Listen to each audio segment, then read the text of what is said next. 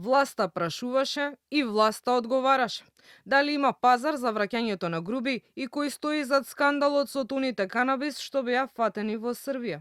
Пратеникот Лјупчо Пренџов од ВМРО ДПМН ја прозва СДСМ дека по денови обвинувања од партискиот штаб, опозицијата не се одважи на пратенички прашања да добие одговори директно од власта. Наместо нив, тој го праша премиерот дали е точно дека на Груби прво му било овозможено да избега, а потоа и да се врати. Мицкоски одговори дека нема никаква логика во тврдењата дека тој би се договарал со луѓе кои сакале да го видат неговиот политички, но и човечки крај. Дали имало договор Артан Груби да биде пуштен? Дали и како реагирате на обвинувањата Социјалдемократскиот сојуз дека сте се договориле да се врати? Јас како човек бев најнапаѓаниот политичар од истото ова лице Артан Груби. Се сеќавате на онаа фамозна реплика во еуфорија и една така наречена хистерија предизвикана од страна на истото лице, позната како Папа Мицко. Бегалецот е обезбеден од страна на органите на редот.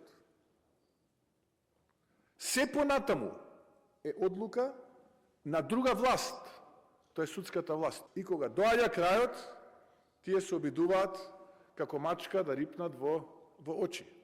Но они заборавиле дека ние сме лавови и ваквите како нив ќе одговараат.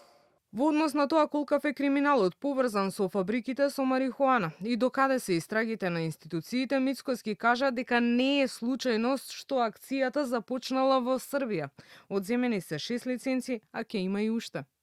Факт е дека фирмата во која што се запленија повеќе од 30 тона цветот канабис има роднинска поврзаност со висок функционер на опозицијата од минатото, односно претседател на локална организација или како се нарекуваат, да речеме кај нас во ВМРО ДПМН се викаат општински комитети, таму општинска организација, не знам како се нарекува тоа во СДСМ. Јас ви гарантирам дека одговорност ќе има. Мицкоски порача и дека имал чувство оти некои луѓе ќе биле изненадени од процесот на правдата што ќе следи и кажа дека оној што не се огрешил пред законот не треба да се плаши. Тој очекува од идниот нов јавен обвинител да ја спроведува правдата на дело, а не, како што посочи, да се повторува минатото кога политичари влијаеле на одлуки.